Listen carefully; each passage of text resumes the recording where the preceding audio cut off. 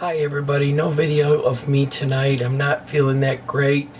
The allergies are ramping up, and as you can tell by my voice, I don't have a voice. But I still want to share with what I got going on. I just finished using my last package of chicken stock. So I went to the store yesterday and I bought 4 thighs and 6 drumsticks that were reduced in price because they needed to get rid of them. So I'm going to make chicken stock out of this. So to this I'm going to add 3 unpeeled onions, 2 cloves of garlic unpeeled, 3 carrots scrubbed, and 3 stalks of celery.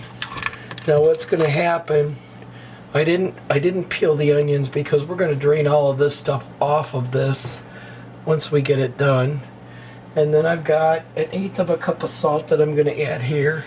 And I'm going to start off with 12 cups of water. I may have to ramp this up because I got to be able to cover all of this to get it to cook.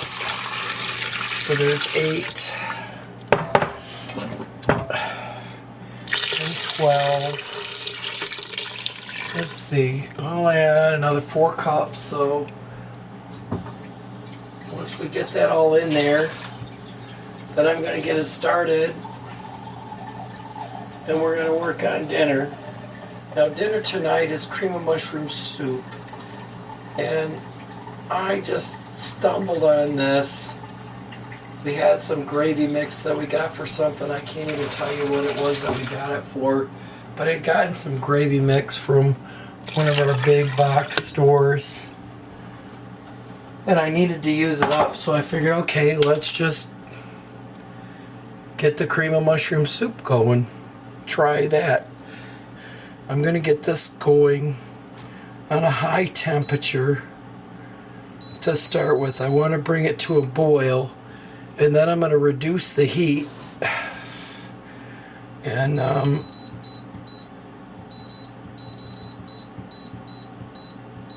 let it simmer for a few hours. Now, like I said, the vegetables that are in here are going to be drained out and discarded, so you don't really need to peel them when you're doing chicken stock. You can if you want to, if you're worried about all that, but you really don't need to. I almost forgot to show you what's going on with my chicken stock. It's starting to boil. It's not quite there yet, and what I'm going to do, I'm going to cook this for a few hours. I got all my chicken in there. You see some stuff floating, but that'll all go away. I did have to break my celery up because it was a little bit too big for the pot.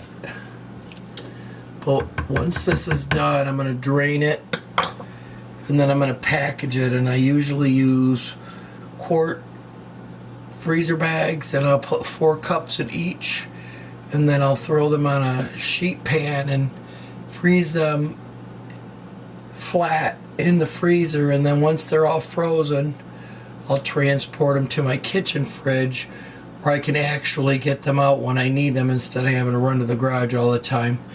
But this is what the chicken stock's looking like. It smells really good. I can't taste it yet because the chicken isn't cooked. But once the chicken's cooked, I can taste it, see what I need to add, and then we'll take it from there.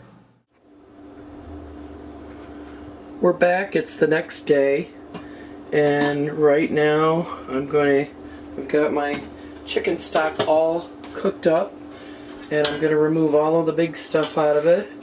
I will save the chicken, and I'll probably end up munching on the carrots during the day because why not? There's nothing wrong with them. So we're going to pull this stuff out first. And with the type of chicken I use, there's a lot of grease in here, so I'll probably have to, or what I'm going to do is after I get this transferred into another container or another pot, I'm going to put it in my refrigerator for a few hours so that the grease that is floating to the top will solidify, and then I can get it out of there easier, and then I can start packaging up my chicken stock. So right now we got to get the big stuff out, And we got a lot of stuff in here. Like I said, I'm going to keep the chicken. I'm going to separate the chicken out of this here in a little bit. I won't show you that. And then I'm going to take it off the bones and put it in a container. And I'll use it for chicken salad, for chicken salad sandwiches. I will use it for chicken noodle soup. And chicken pot pies, you name it. This chicken isn't bad. It's just cooked well. Very tender after cooking. And it tastes really good because it's been cooking all of this good stuff. So now I've got all of my bigger chunks out. I'm going to move that aside. And I'm going to bring my other pot in.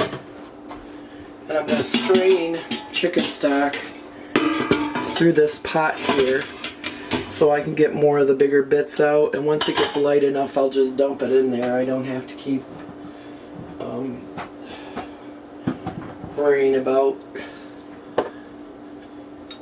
having big chunks in the sieve. No, I don't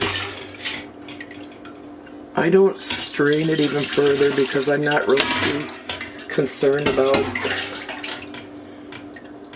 the smaller bits that I can get in there. Some people will strain their chicken stock so that they get a clear stock. I'm not too worried about a clear stock. If I wanted a clear stock, I could run it through a coffee filter, but that takes forever. Coffee filters plug up. You can run it through cheesecloth, but you don't always get it through cheesecloth, or you can sieve it off, siphon it off, and leave all of the stuff in the bottom. But that's part of the good flavor. So I've got enough dumped out of here. I can go ahead and just dump the rest of it through the sieve.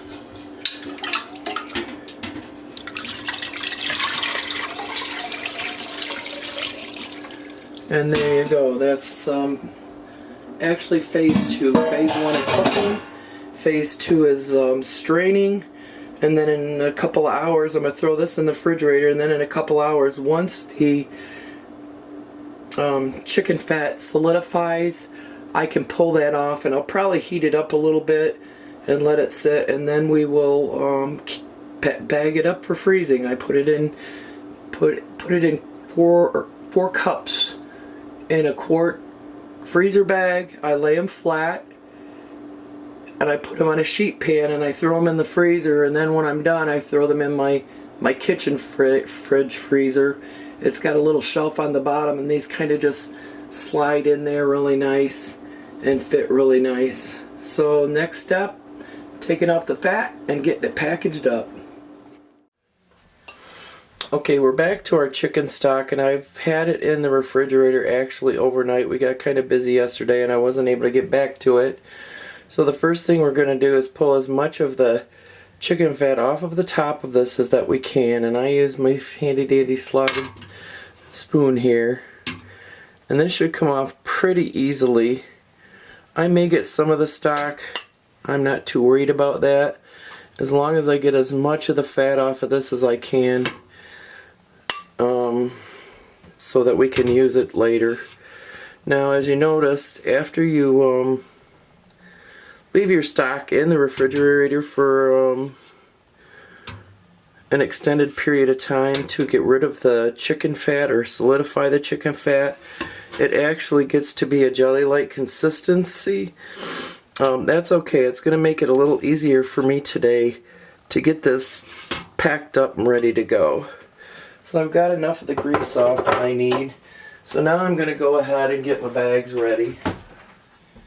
And what I do is fold the bags back here. I'm going to move you back so you can see what I'm doing. There we go. So I have my 4-cup container, and what I'm going to do is open my Ziploc bag, and I'm going to fold it back so that I don't get the Ziploc part gummed up. And then I put it in my 4-cup measure over the edges, so that kind of holds it out of the way for me.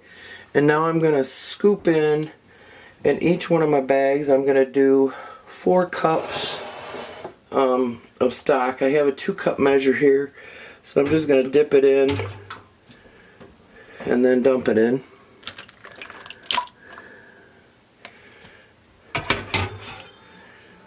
And that's about, so there's my 4 cups. So now once I get my bags full, I'm going to pull this out of here. I'm going to flip it back up, and I'm going to zip it almost all the way shut. I want to be able to get the air out of this bag. So then what I will do, it's a lot easier to pull here. So I'm going to push down on the bag and get it to the very edge to force all of that air out of there, and then I'm going to zip it shut. And of course I got a little bit out of there. It's not a big deal. So once I'm done doing that, then I'm going to lay this flat on a cookie sheet, and I'm going to throw it in my freezer and let it freeze, and then it just makes it a lot easier to store and stack this way. And that's basically it. I've got some more to do, but I don't think you want to come along for the ride. This is going to be a pretty long video. So I do thank you for joining. I hope you like what you saw, and hope you can use the techniques and use what I've done, the recipe, to make your own chicken stock. If you do like it, please, if you haven't already, subscribe. Hit the like button. You can hit the all notification bell button if you want to. And every time I post a video, you'll be notified and you can go out and watch the video. Other than that, I'd like to thank you again for joining. I hope you have a wonderful day.